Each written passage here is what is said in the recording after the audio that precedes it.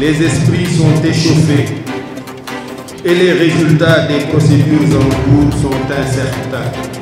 C'est pas un jour pour hausser le ton, je m'en limiterai à ça. Mais vous comprendrez bien que nous ne baisserons jamais les bras. Nous sommes, nous, peuple sénégalais, à moins d'un an d'une élection décisive. Une élection où la liste des candidats potentiels reste un mystère, ce qui fait monter nos émotions et les tensions. Je renouvelle mon appel à toutes les forces vives de la nation. Un appel au dialogue et à la concertation, bien sûr dans le respect de l'état de droit. Après la fin du Ramadan, c'est la fin du Mborokso. Le leader du parti Rewmi, en commun accord avec le patron de Benno, résilie leur compagnonnage. Dans une démarche de clarification, je vous informe également que dès lundi, je remettrai à Monsieur le Président de la République ma lettre de démission comme président du Conseil économique, social et environnemental. Je lui remettrai aussi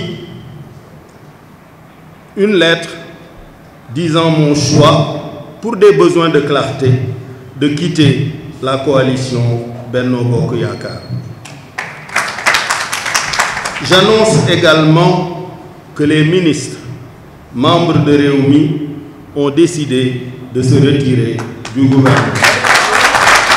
Le divorce est donc consommé. Idrissa Seck peut désormais entrevoir en février 2024 dans une démarche de concurrent. Je vous confirme ma candidature à l'élection pour la présidence de la République du Sénégal en février prochain. Inch'Allah.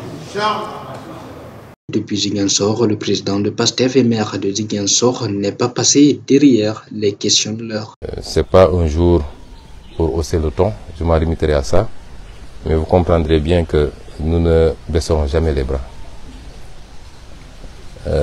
À l'endroit de tous les Sénégalais, leur souhaiter une bonne fête et leur réitérer notre attachement à la paix. Parce que sans la paix, rien ne peut se faire. Nous ne serions pas là sous ce manguier dans la cour d'une mosquée à Palabré s'il n'y avait pas la paix là où nous sommes. Nous sommes fondamentalement attachés à cette paix. Même si quelquefois pour avoir une paix, l'histoire a démontré qu'il faut passer par la guerre. Même le prophète a été contraint à faire la guerre.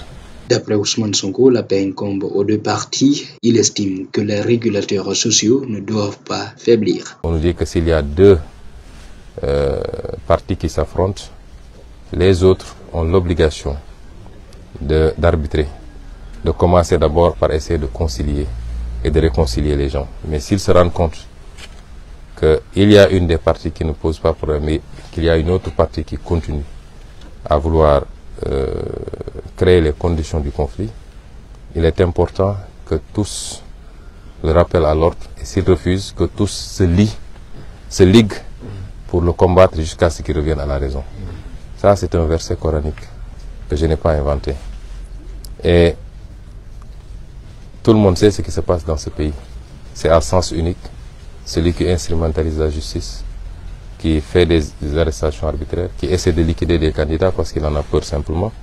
Le président de la République, lui, n'a qu'un seul mot d'ordre, son appel au dialogue et à la concertation dans le respect total de l'état de droit. Je renouvelle mon appel à toutes les forces vives de la nation. Un appel au dialogue et à la concertation, bien sûr dans le respect de l'état de droit. Un appel au dialogue que certaines forces vives de la nation ne trouvent pas sincère et les disent de créer des conditions optimales et consensuelles, notamment avec la libération des détenus politiques.